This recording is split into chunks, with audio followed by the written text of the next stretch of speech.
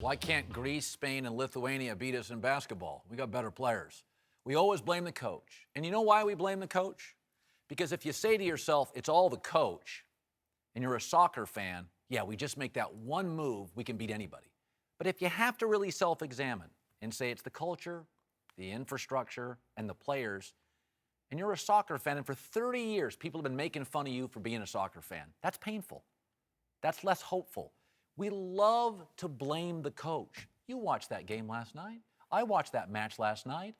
That's the difference between USA basketball and Australia. We do not have the cultural infrastructure nor the skill level to beat a team like Argentina.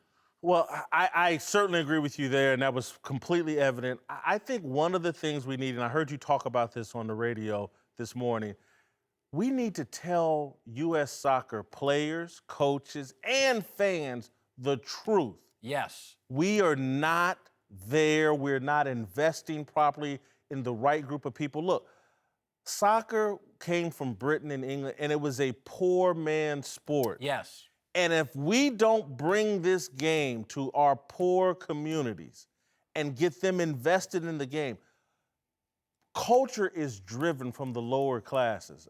And I don't mean lower in some kind of diminished way, but from the poorer classes. Culture is driven from pain. We are driving soccer from the suburbs, and it's wrong. We're not going to catch up with the rest of the world as long as this is a sport for the upper class. You know, it's very interesting, too, because I look at soccer. We always blame the coach. If you look at the sports in America that we criticize, the athletes, football, we're dominant. Basketball, we clobber LeBron. LeBron wins a title. He's no MJ. Tom Brady wins a title. He's no Montana. We get routed by Argentina. We never criticize the players. That pain, that criticism, that pressure on American players would perhaps drive us to new levels, new heights. We give our international players, Michael Bradley is a completely average pedestrian midfielder. I've never heard a criticism. We give him a pat on the back. The athletes in this country, Cam Newton, LeBron, Steph, that we bury, come back the next year, they're always stronger.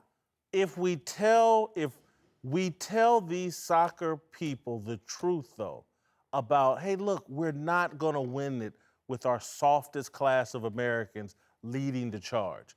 Clint Dempsey is from a tough background. Yes. He happens to be our best player. And our toughest. Yes. If you go look around the world at the hard luck stories where the best players come from, that's where our best players are going to have to come from. And so we need to sit on TV. No one should be surprised that we got slaughtered.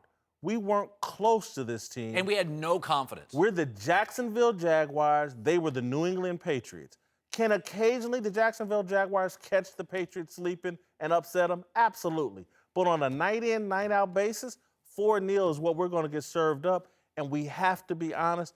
And it's not just about athleticism, because it's really not. No. Our athletes are fine. Our skill level's poor. And you know what develops skill? That desire, that want to, that desperation. And when Jurgen Klinsmann keeps talking about these academies, if we want to compete on this level, right, we're going to have to go get kids at 6, 7 years old, put them in academies like they're doing around the rest of the world, and really go after this thing.